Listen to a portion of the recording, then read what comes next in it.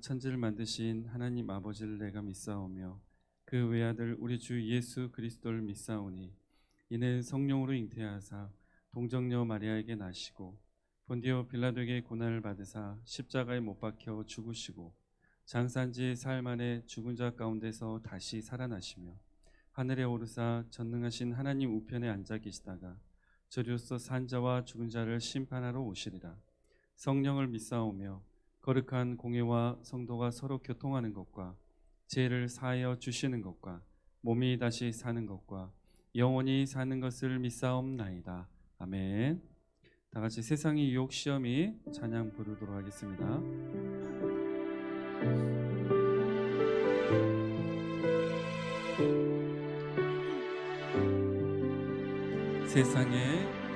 세상의 유혹 시험이 내게 몰려올 때에 나의 힘으론 그것들 모두 이길 수 없네. 거대한 폭풍 가운데 위축된 나의 영혼 어찌할 바를 몰라 헤매이고 있을 때 주를 찬양 손을 들고 찬양 전쟁은 나에게 속한 것 아니니 주를 찬양 손을 들고 찬양 전쟁은 하나님께 속한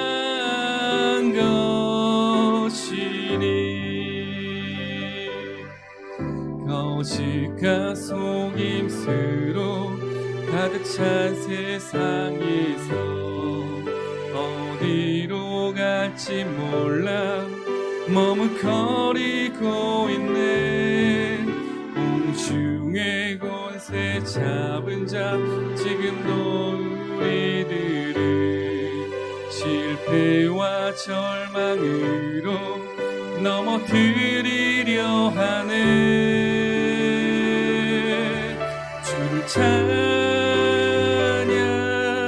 손을 들고 찬양 전쟁은 나에게 속한 것 아니니 주를 찬양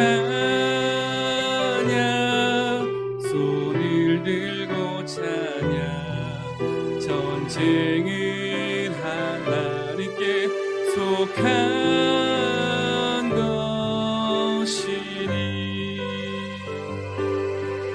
주위를 둘러보면 아무도 없는데 믿음의 눈을 들면 보이는 분 계시네.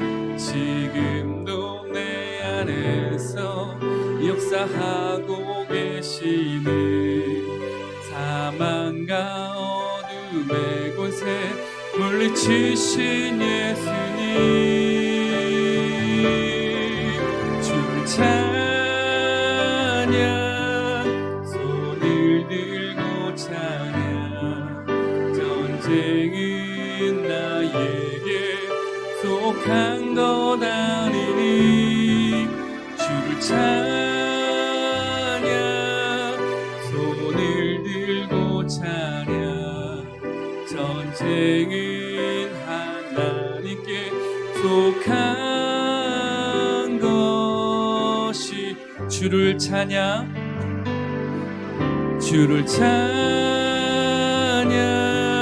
손을 들고 찬양 전쟁은 하나님께 간 거다.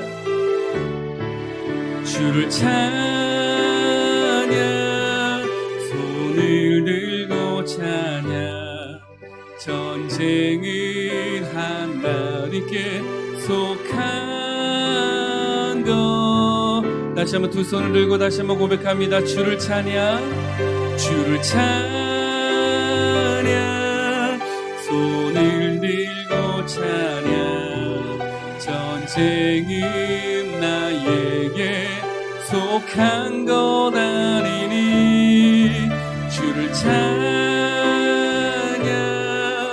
손을 들고 찬양 전쟁은 하나님께 속한 것이니. 우리 이 시간 기도하겠습니다.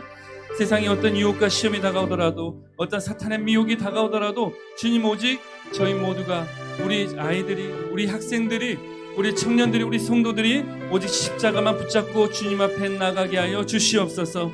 오직 전쟁은 나에게 속한 것이 아니라 오직 하나님께 속하셨으니 오직 믿음으로 하나님을 믿음으로써 그 전쟁에서 하나님의 능력으로 승리할 수 있는 모두가 될 수 있도록 주님 역사하시고 인도하여 주시옵소서. 우리 다 같이 주여 한번 외치시고 기도하도록 하겠습니다. 주여.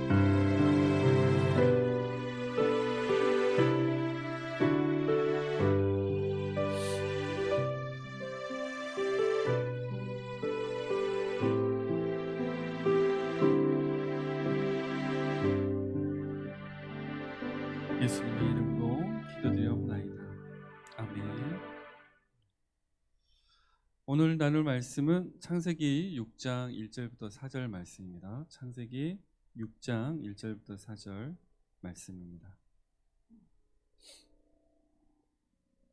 구약성경 7페이지에 있죠. 창세기 6장 1절부터 4절 말씀입니다.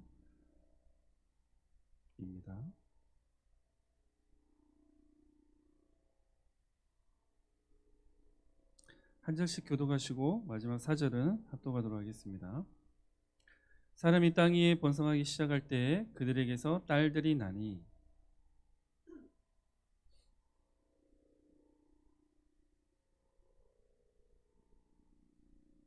여호와께서 이르시되 나의 영이 영원히 사람과 함께하지 아니하리니 이는 그들이 육신이 됨이라. 그러나 그들의 날은 120년이 되리라 하시니라. 함께 읽겠습니다. 당시의 땅에는 네피림이 있었고 그 후에도 하나님의 아들들이 사람의 딸들에게로 들어와 자식을 낳았으니 그들은 용사라 고대 명성이 있는 사람들이었더라. 아멘. 기도하겠습니다. 사랑하는 주님 감사합니다. 하나님께서 저희를 또 사랑하셔서 또 이 은혜의 자리에 불러주시니 너무나 감사합니다. 하나님, 주님을 만나고 있다면 더욱더 주님을 사랑하고 더욱더 주님에 대해서 깊이 알아가는 저희가 되게 하시고, 아직 주님을 못 만났다면 이 시간에 꼭 주님을 만나는 놀라운 역사와 기적이 이 자리에서 나타나게 하여 주시옵소서. 마귀 사탄을 떠나가고 오직 성령의 놀라운 임재 가운데서 놀라운 주의 역사와 기적만이 나타나게 하여 주시옵소서. 모든 영광 주께 올려드리오며 예수 그리스도 이름으로 기도드리옵나이다. 아멘. 할렐루야. 네. 어떻게 일주일 동안 평안하셨나요? 네. 우리 학생들은 별일 없었죠? 그래요. 그게 모든 게 다 하나님의 은혜인 줄 믿습니다. 네. 사실 아무 일이 없다, 안 좋은 일이 없었다는 것은 하나님 은혜로만 설명이 될 수 있는 겁니다. 그래서 하나님 은혜에 다시 한번 감사하길 소망합니다. 오늘의 본문의 말씀 제목이 뭐죠? 함께 읽어볼까요? 시작. 하나님의 은혜와 심판. 네. 오늘은 하나님의 은혜와 심판에 대해서 살펴보도록 하겠습니다. 그 전에 우리가 항상 예배 때마다 같이 묵상하고 읽었던 것처럼 지금까지 배웠던 말씀들을 다시 한번 소리내서 읽어보도록 하겠습니다. 첫 번째, 살아있는 예수님을 만나자. 두 번째, 회개를 하고 성령님이 인도하시는 삶을 살자. 세 번째, 내가 거룩한 교회가 되어 공동체 교회를 세우자. 네 번째, 말씀과 기도의 삶을 살자. 다섯 번째, 하나님 말씀이 최우선이며 오직 하나님만 믿고 섬기자. 여섯 번째, 예수님을 믿고 순종하면 성령님께서 나를 의인으로 만들어 주신다. 일곱 번째, 하나님을 사랑하고 이웃을 사랑하자. 여덟 번째, 겨자씨의 믿음을 갖자. 아홉 번째, 회개하고 예수님께 돌아가자. 열 번째, 주님을 바라보자. 11번째, 주님의 능력으로 세상을 다스리자. 12번째, 주님이 정해주신 배우자를 만나서 가정을 세우자. 13번째, 예수님은 우리를 죄에서 구원해 주신다. 14번째, 하나님께서 기뻐하시는 믿음의 예배를 드리자. 15번째, 예수님을 통해서 하나님의 형상이 회복되고 믿음과 순종을 통해서 하나님과 동행이 이루어진다. 아멘. 지난주에 설명드렸던 것처럼 이 15가지의 말씀이 한 가지처럼 느껴지는 믿음을 갖길 소망합니다. 오늘은 창세기 6장 1절부터 4절 말씀입니다. 그리고 그 제목은 아까도 같이 나눴던 것처럼 하나님의 은혜와 심판에 대한 내용이 담겨 있습니다. 먼저 6장 1절부터 한번 다시 읽어볼까요? 1절, 2절 다시 한번 합독하도록 하겠습니다. 사람이 땅 위에 번성하기 시작할 때 그들에게서 딸들이 나니 하나님의 아들들이 사람의 딸들의 아름다움을 보고 자기들이 좋아하는 모든 여자를 아내로 삼는지라. 아멘. 네, 여기에 이제 보면은 사람이 등장하죠. 그리고 또 어떤 단어가 있죠? 하나님의 아들들, 그다음에 사람의 딸들이 등장합니다. 그렇죠? 사실 이 부분을 두고 신학자들 사이에 몇 가지 의견이 있었어요. 그 중에 한 가지가 뭐냐? 하나님의 아들은 천사를 얘기한다. 그리고 사람의 딸들은 우리 인간들의 딸들이다 라는 견해가 있었고, 두 번째가 하나님의 아들은 우리가 이 전에 족보를 통해서도 알다시피 셋의 후손이고 사람의 딸들은 가인의 딸들이다 라고 이렇게 의견을 내세웠습니다. 여러분들은 어떻게 생각하세요? 둘 다 처음 들어보시나요? 네, 그래요. 처음 들어볼 수 있어요, 우리 학생들은. 근데 이 부분에 대해서 정확하게 정의가 되어야지 이 본문이 좀 이해가 되겠죠? 네. 그래서 오늘은 그 부분도 살펴보고 또 중요한 3절 말씀과 4절 말씀 또한 함께 보면서 전체적인 의미를 한번 살펴보도록 하겠습니다. 먼저 사람이 땅에 번성하기 시작할 때 그들에게서 딸들이 나니 하나님의 아들들이 사람의 딸들의 아름다움을 보고 자기들이 좋아하는 모든 여자를 아내로 삼는지라. 자, 하나님의 아들이 만약에 천사라면 천사가 어떻게 했을까요? 인간의 사는 곳에 내려와서, 그렇죠? 사람들의 딸들과 뭐 관계를 맺고 뭐 아이를 낳고 어떤 이런 우리가 이제 가끔 영화 같은 데서 보는 신화적인 어떤 그런 내용과 비슷하게 흘러가겠죠. 근데 결론만 먼저 말씀드리면 하나님의 아들은 절대 천사가 아닙니다.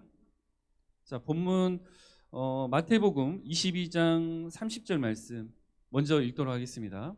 함께 읽겠습니다. 시작. 부활 때에는 장가도 아니가고 시집도 아니가고 하늘에 있는 천사들과 같으니라. 지금 이 말씀을 지금 누가 하셨냐면 예수님께서 부활에 대해서 질문하시는 사두개인들에게 하신 거예요. 예수님께서 이 땅에 오셨을 때, 이 땅에서 사역을 하실 때, 말씀을 전하실 때 이 부활에 대해서 궁금했던 사두개인들이 예수님을 시험하면서 질문을 했던 겁니다. 그리고 이제 그 결론이 지금 30절 말씀에 나와 있어요.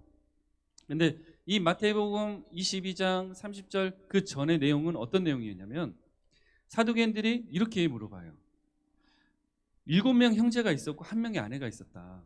근데 그 아내는 원래 첫 번째 마지, 첫째의 아내였다. 근데 첫째가 죽었다.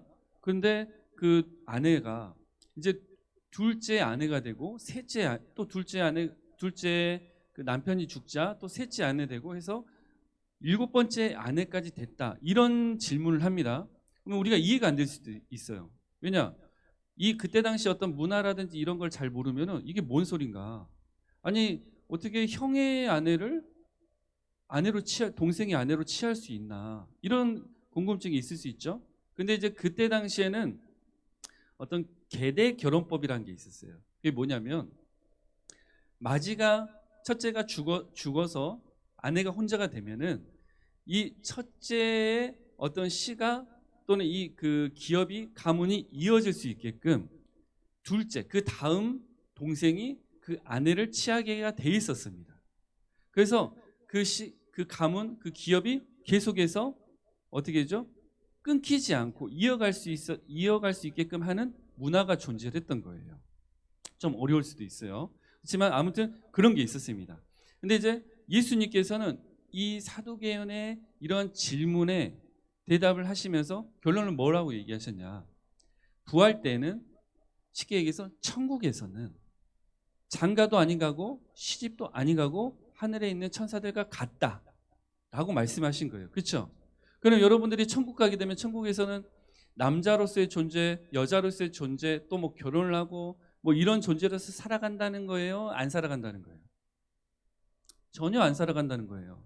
아시겠어요? 여러분들 천사처럼 그냥 온전한 존재로서 살아가는 겁니다. 남자 여자의 어떤 그 구분이 있는 게 아니에요. 그때는 뭐 남자와 여자가 또 하나가 돼서 가정을 이루고 천국에 살아가는 그런 개념이 아닙니다. 그냥 한 명 온전한 존재로서 하나님의 형상이 온전하게 세워진 존재로서 살아가는 사람이 되는 거예요. 이해되셨나요? 네. 그러니까 뭐 천국 가서 그때 또 천국에서도 내가 뭐 여자를 만나고 남자를 만나고 뭐 결혼을 하고 그런 잘못된 생각을 하시면 안 돼요. 예수님께서 분명히 지금 마태복음 22장 30절에 분명히 말씀하신 거예요. 그렇죠? 그러면 이걸 통해서 뭘 할 수 있냐? 천사들이 결혼을 한다는 거예요, 안 한다는 거예요? 안 한다는 거예요? 천사들이 장가가고 시집간다는 거예요, 안 간다는 거예요? 안 간다는 거예요.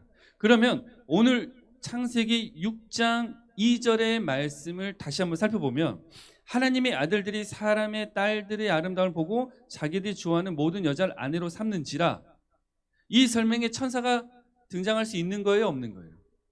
당연히 없죠. 그렇죠? 천사는 사람과의 어떤 관계를 통해서 뭐 아이를 낳고 이런 존재가 아닙니다, 여러분.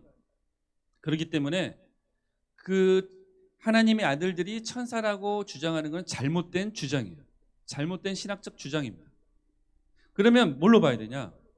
우리가 5장까지 살펴봤던 아담의 후손들의 계보, 그렇죠? 아담의 아들 가인과 아벨 있었죠? 가인은 떠나게 됐고 아벨은 죽게 됐어요. 그때 하나님이 누굴 주셨습니까? 셋, 그죠? 그러면 셋으로 이어지는 그 계보, 그 후손, 그 족속, 그 민족이 지금 하나님이 말씀하신 하나님의 아들들이 되는 거예요. 그리고 사람의 딸들은 누가 되냐? 하나님을 떠나서 살았던, 그리고 하나님과 전혀 상관이 없이 살았던 가인의 후손들이 되는 겁니다. 근데 중요한 말이 있죠. 그 가인의 후손들이 1절부터 보면 사람이라고 했으니까 그 가인의 후손인 사람들이 땅 위에서 번성하기 시작할 때 그들에게서 딸들이 났어요. 근데 2절에 보면은 그 딸들의 아름다움을 보고 하나님의 아들들이 아내로 삼기 시작하는 거예요. 여기서 중요한 부분이 나오죠. 아름다움을 보고 아내로 삼았어요. 지금 이해되시나요? 하나님은 외모를 보시나요? 중심을 보시나요? 그리고 하나님은 현재 우리들에게도 말씀하고 계시고 당시에 이스라엘 백성에게도 민족에게도 말씀하셨지만은 하나님 분명히 믿는 백성 안에서 가정을 세우라고 분명히 말씀하셨어요. 그렇죠? 근데 여기 보면은 하나님의 아들들, 셋의 후손들이 사람의 딸들, 가인의 딸들이 여자들과 어떻게 됩니까? 관계를 맺게 되고 아내로 삼게 되는 거예요. 또 모든 여자를 아내로 삼았다. 어떤 의미예요? 굉장히 성적으로 타락했다는 거예요. 이해되시나요? 그러니까 셋의 후손들이 하나님과의 관계가 있었을까요? 없었을까요? 셋의 후손들은 하나님과의 관계가 있었습니다. 잘 기억하셔야 돼요. 그렇죠? 셋의 후손들은 하나님과의 관계가 분명히 존재를 했어요. 그렇지만 가인의 후손이 하나님과의 관계가 이루어지지 않았죠. 그래서 이 부분 1절과 2절의 말씀을 보면은 이거는 갑자기 하늘에서 천사들이 내려와가지고 사람의 딸들을 취해서 우리가 이제 그리스 신화와 관련된 영화들에서 나오는 어떤 그런 장면이 아니고 하나님과의 관계가 그대로 있는, 무슨 얘기냐? 아담도 살아 있었고 아담의 후손들, 하나님과의 관계가 이루어지고 있는 그 후손들이 하나님과의 관계 속에서 그 거룩한 삶을 떠나서 타락해서 이방인과 같은 타락한 가인의 딸들과 관계를 맺고 그들의 문화에 흡수되면서 부패하고 타락하기 시작했다는 겁니다. 그리고 4절에 보면은 우리가 이제 좀 평소에도 궁금했던 내용들이 나옵니다. 4절 한번 같이 읽어볼까요? 시작. 당시에 땅에는 네피림이 있었고 그 후에도 하나님의 아들들이 사람의 딸들에게로 들어와 자식을 낳았으니 그들은 용사라 고대의 명성 있는 사람들이었더라. 아멘. 자, 4절에 갑자기 네피림이 나오죠. 그렇죠? 네피림이 어떤 존재입니까?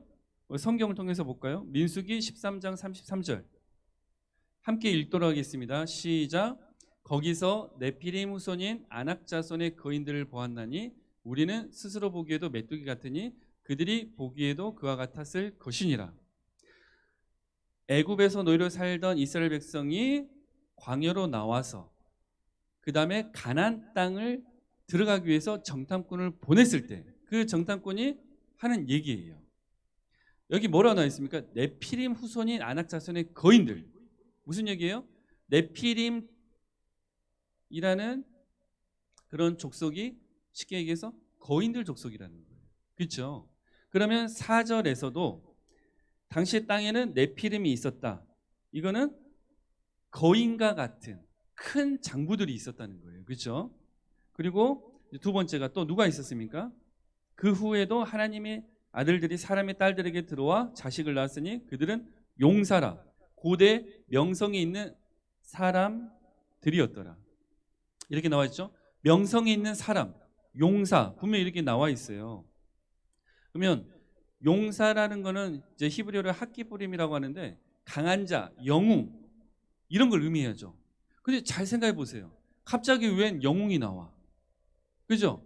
하나님께서 역사하시는 그 하나님의 어떤 역사와 그 섭리들이 계속 흘러나왔다가 갑자기 4절에 네피림도 나오고 영웅도 나와. 이게 뭘 의미할까요?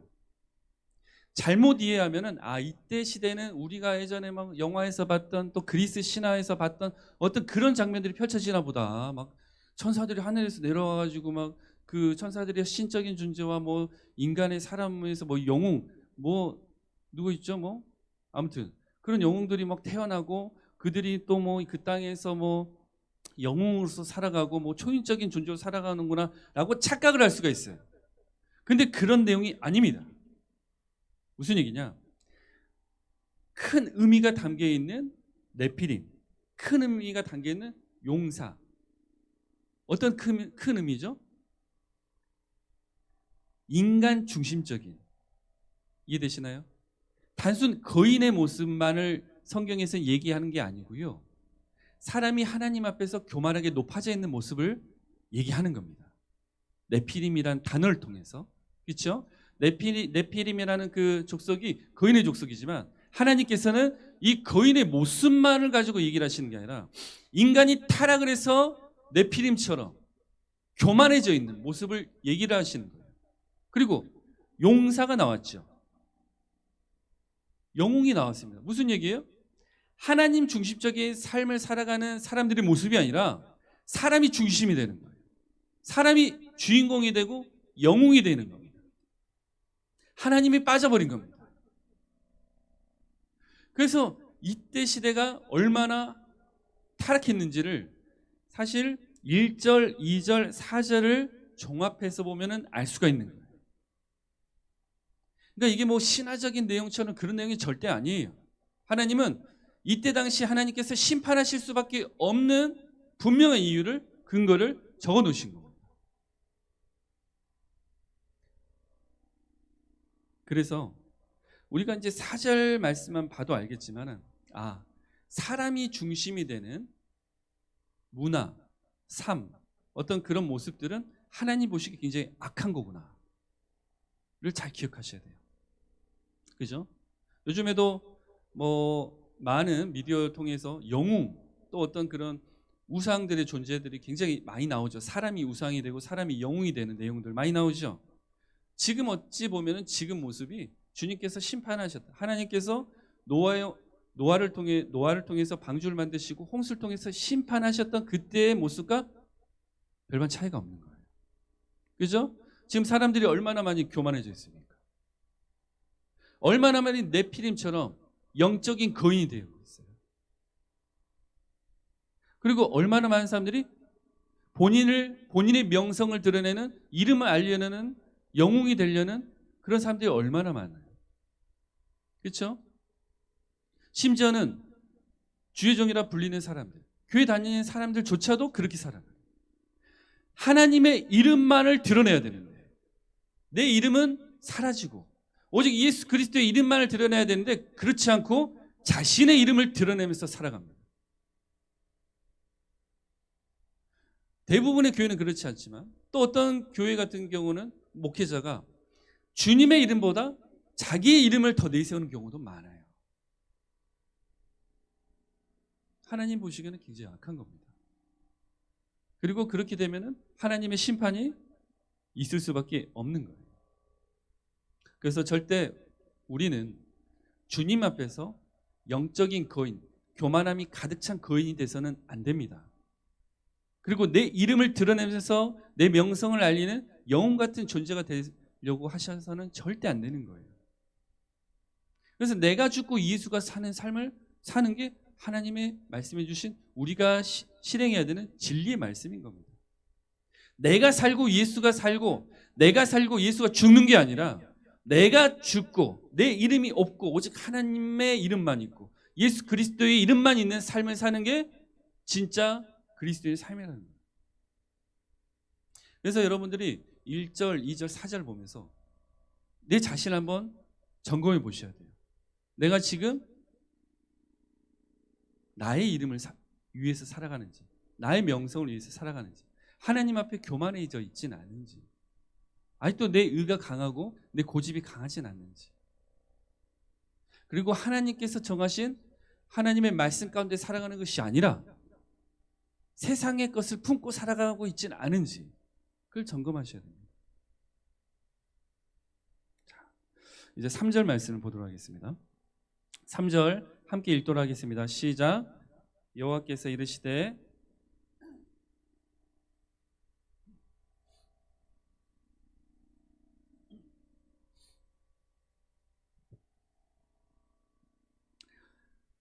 여호와께서 이르시되 나의 영이 영원히 사람과 함께하지 아니하리니 이는 그들이 육신이 됨이라.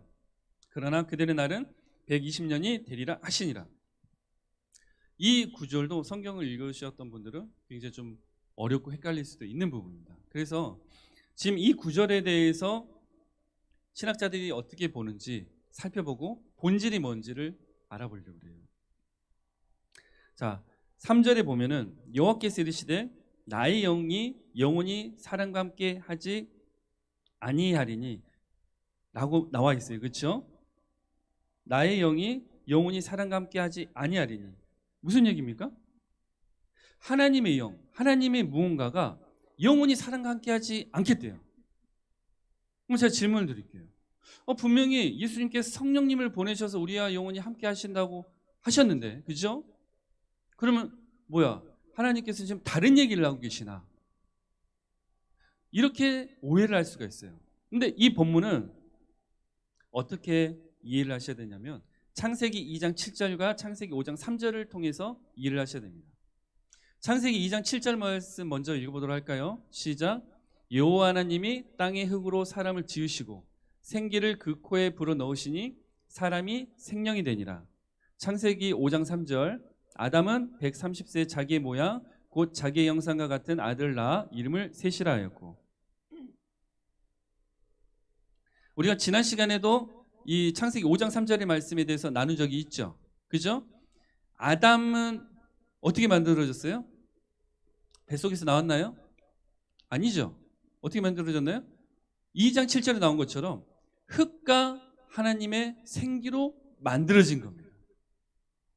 이렇게 만들어진 존재가 있었나요? 없었어요. 아담만 이렇게 만들어진 거예요. 그렇죠? 이거 하와는 그 아담의 갈뼈를 빼서 흙으로 해서 만든 거죠. 무슨 얘기냐? 여호와께서 이르시되 3절에 나의 영이 영원히 사람과 함께하지 아니하리니 라는 말은 아담의 죽음을 얘기하는 겁니다. 아담의 죽음. 우리가 이제 그러나 그들의 날은 120년이 되리라 하는 부분에 대해서 세 가지 관점으로 볼 건데, 이 아담의 죽음으로부터 시작해서 이 120년이 되리라 라고 이해하는 관점이 있어요. 표를 한번 보여주시겠어요? 좀 글씨가 잘 안 보일 거예요.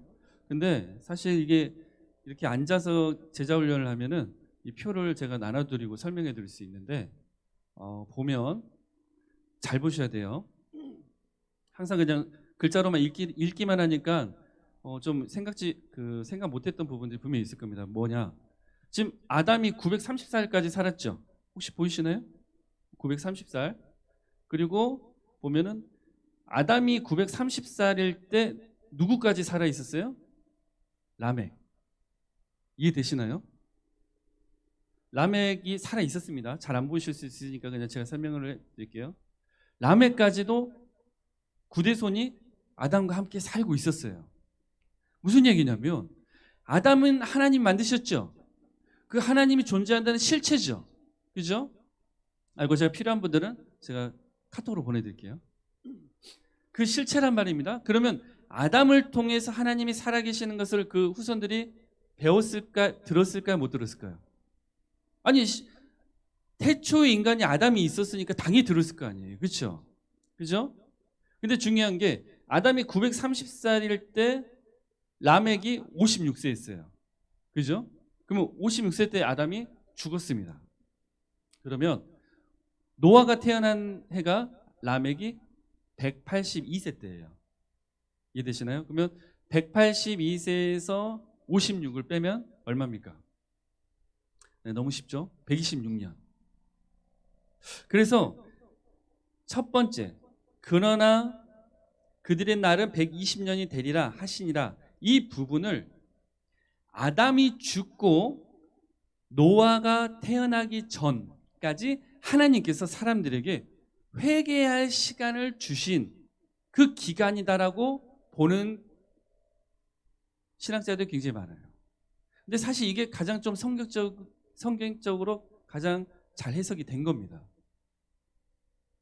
그죠? 그래야지 여호와께서 이르시되 나의 영혼이 사람과 함께 하지 아니하리니, 이 부분도 설명이 되고, 그러나 그들의 날은 120년이 되리라, 이 부분도 설명이 되는 거예요. 왜냐? 아담이 죽었으니까 아담 안에 있던 생기 또한 누구에게로 갔겠습니까? 하나님께로 갔겠죠. 그러니까 이제 그 이후의 후손들은 아까 창세기 5장 3절에서도 보셔서 아시겠지만 아담이 이제 자기 모양, 자기 형상으로 아들들, 후손들을 낳은 거지 않습니까?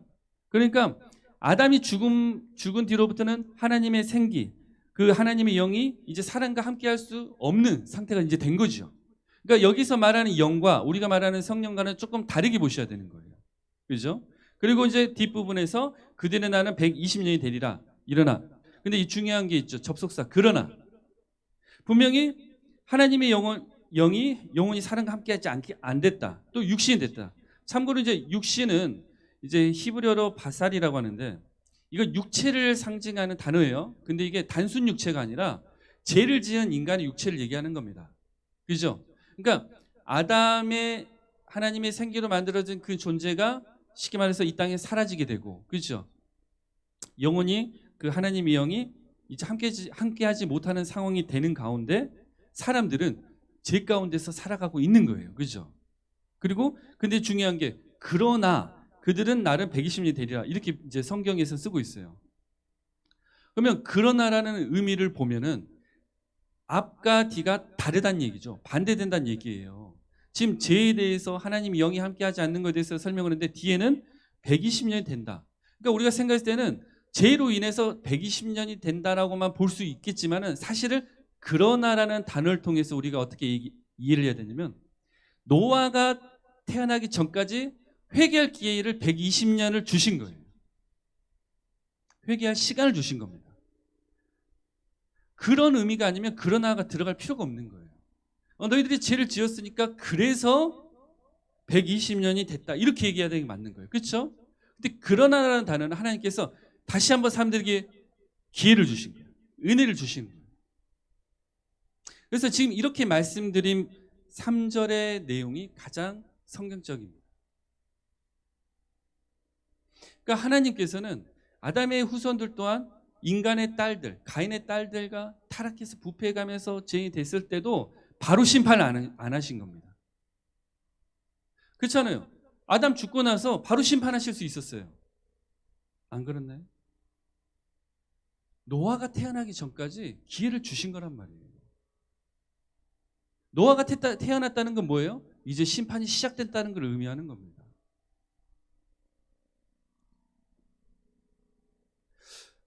하나님은 우리를 진짜 사랑하시는 분이에요.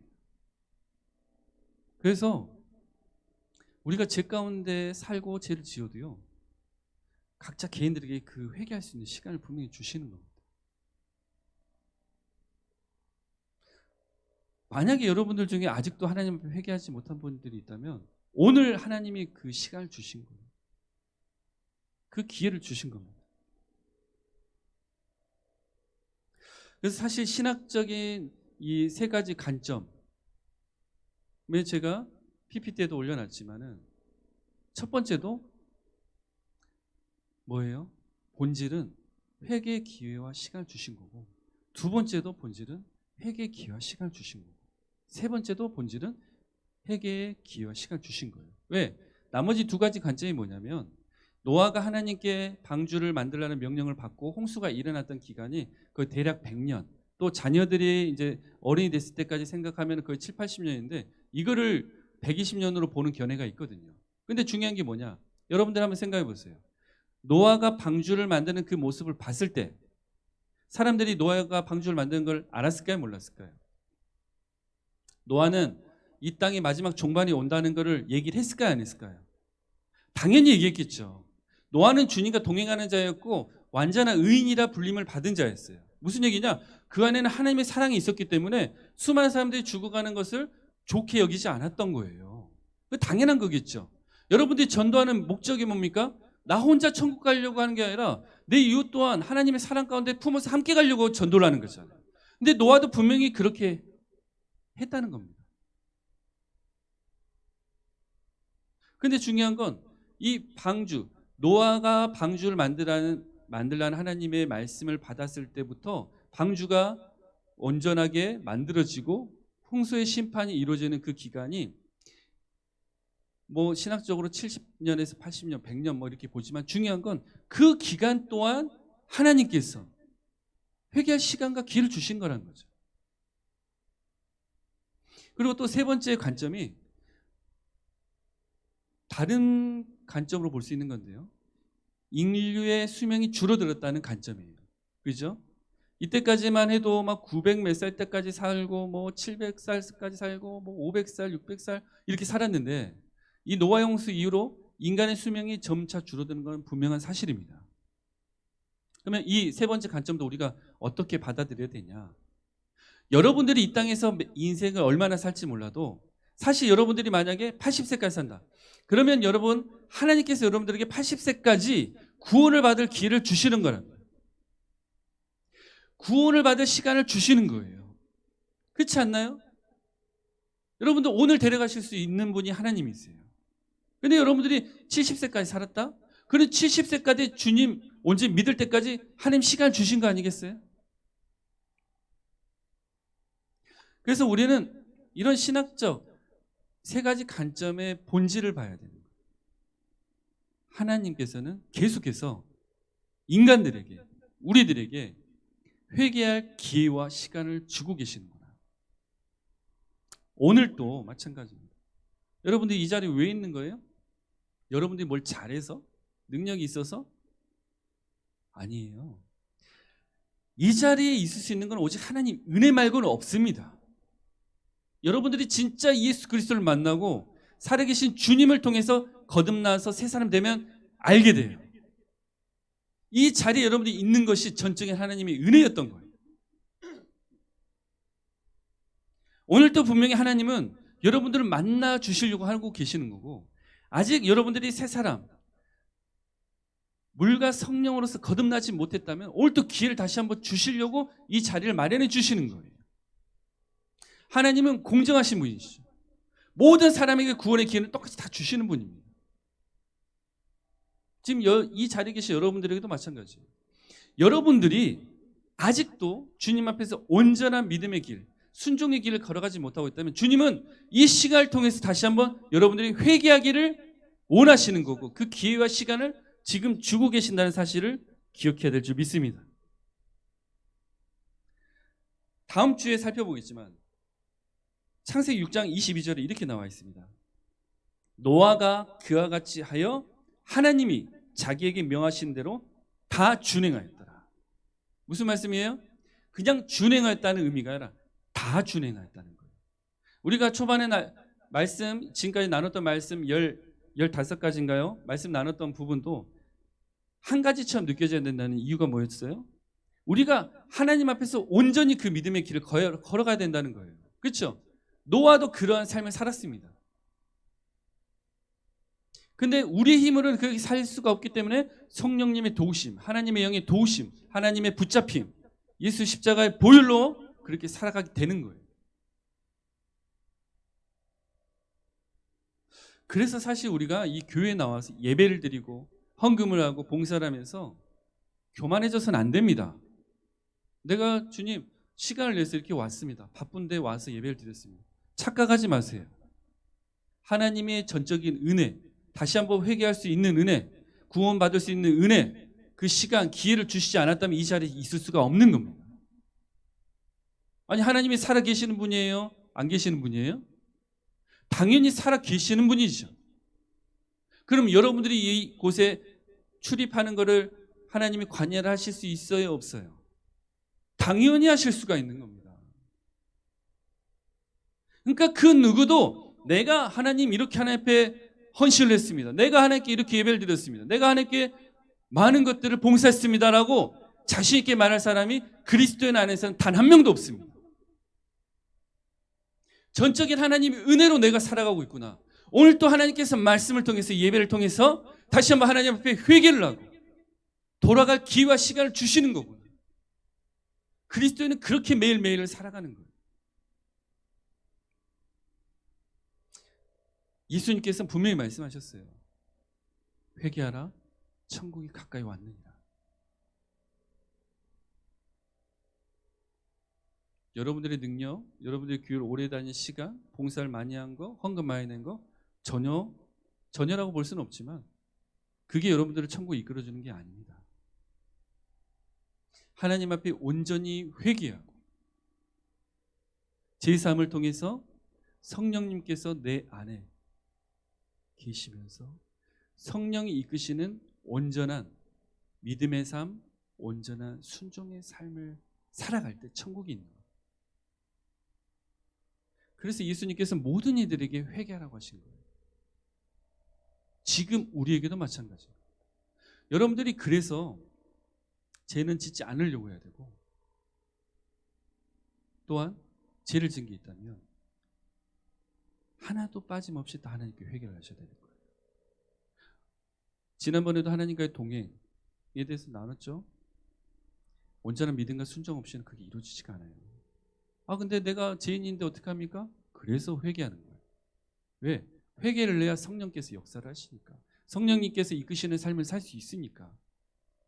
근데 많은 이들이 이 회개를 안 하고 자기 고집, 자기의 것을 주장하면서 죄를 지으면서 자기 자신을 정당화하면서 성경의 말씀을 자기의 유익대로, 자기 편한 대로 마음껏 망가뜨리고 마음껏 해석을 하면서 실제 하시는 하나님이 아닌 가짜 하나님을 만들어내면서 죄를 짓고 아직도 살아가는 거예요. 여러분들이 진짜 예수님 만났으면 매일 회개하고 살아갑니다. 왜? 성령님이 내 안에 계시니까 죄가 보이고 느껴지고 부담되고 회개하게 되는 거거든요. 성령님이 안 계시니까 죄를 지어도 죄인지 모르고 살아가는 거예요. 성령님이 안 계시니까 어찌 보면 또 회개하지도 않는 거예요. 그래서 주님께서 말씀하시고 여러분들에게 성령을 구하라. 회개와 성령, 물과 성령으로만 거듭난다고 말씀하신 예수님 말씀을 기억하시길 소망합니다. 그리고 하나님께서는 우리에게 회개할 기회와 시간을 계속해서 주고 계신다. 언제까지? 내 생명이 끝날 때까지. 그 이후에는 기회가 오나요 안 오나요? 없습니다. 그때는 누군가는 하나님의 말씀대로 순종하며 살아가서 성령의 능력으로 순종하며 살아가면 천국을 갈 것이고 누군가는 하나님께서 70평생을 복음을 전해주셨는데도 80평생을 복음을 전해주셨는데도 50평생을 복음을 전해주셨는데도 받아들이지 않고 불순종하다가 지옥에 가는 거예요.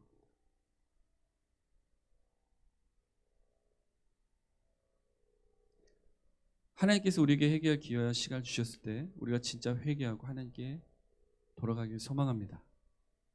우리 학생들, 우리 청년들, 우리 성도님들이 진짜 회개를 통해서 제3을 받고 성령님을 통해서 성령님이 이끄시는 천국의 길을 걸어가길 소망합니다. 오늘도 분명히 지금 여러분들에게 그 기회를 주셨어요. 그 시간을 주셨습니다. 이 시간을, 이 기회를 헛되이 보내지 마시길 바랍니다. 이 시간에 살아계신 주님을 만나길 소망합니다. 성령님을 구하길 소망합니다. 내 힘으로 안 되죠. 내 의지로 안 되죠. 그러니까 회개하면서 성령님을 계속 구해야 되는 거예요. 예수 그리스도 보혈을 통해서 성령의 메인바디에서 살아가야 되는 겁니다. 내가 죽고 예수가 사는 삶을 살아야 되는 거예요. 내가 교만해지고 높아지고 내 마음대로 하나님의 말씀을 해석하면서 내 나를 정당화시키는 그 마귀적이고 이기적인 삶을 살아서는 절대 안 됩니다. 아담의 후손들이 하나님 몰랐나요? 알고 있었어요. 근데도 하나님을 떠나서 정욕을 쫓아서 부패하고 타락한 삶을 살지 않습니까? 우리가 다시 한번 하나님께서 우리에게 오늘 회개할 시간과 기회를 주셨다는 사실을 명심하면서 이 시간 진정으로 회개하길 소망합니다. 반주해 주시겠어요? 우리 한 2, 3분 정도 기도할 텐데요. 순종은 온전한 순종이 있는 겁니다. 믿음은 온전한 믿음이 있는 거예요. 성령님을 통해서 이루어지는 온전한 믿음과 순종. 이 시간 하나님 앞에 회개하지 않는 것들이 있다면, 아직도 내 안에 주님의 것이 아닌 나의 것이 있다면, 나의 교만함이 네피림처럼 거인이 돼서 내 안에 존재한다면, 내가 영웅이 되고 내가 중심이 되는 그런 삶을 살아간다면 주님 앞에 진정 회개하기 원합니다. 내 이름은 중요하지 않습니다. 나의 비전도 나의 계획도 중요하지 않습니다. 오직 예수 그리스도만이 중요하시고, 오직 나의 주인 되신 하나님만 중요하시고, 내 생명과 내 삶의 주인은 오직 하나님 한 분, 한 분뿐입니다. 이렇게 고백하셔야 됩니다. 오늘 또 주의 놀라우신 역사, 사랑과 은혜 가운데서 다시 한번 기회를 주셨어요. 주님 앞에 회개를 할 수 있는 시간을 주셔서 주님 감사합니다. 우리 이 시간 다시 한번 주여 한번 외치시고 기도하도록 하겠습니다. 주여.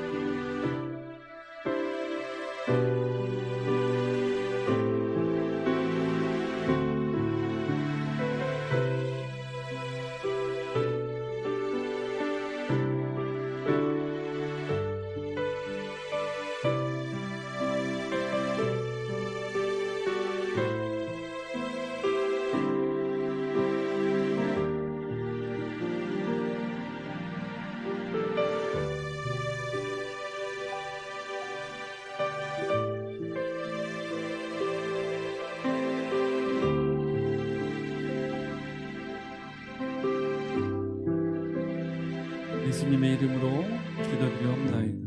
아멘. 하늘에 계신 우리 아버지여, 이름이 거룩히 여김을 받으시오며 나라가 임하시오며 뜻이 하늘에서 이루어진 것 같이 땅에서도 이루어지이다. 오늘날 우리에게 일용할 양식을 주시옵고 우리가 우리에게 죄 지은 자를 사하여 준 것 같이 우리 죄를 사하여 주시옵고 우리를 시험에 들게 하지 마시옵고 다만 악에서 구하시옵소서. 대개 나라와 권세와 영광이 아버지께 영원히 있사옵나이다. 아멘.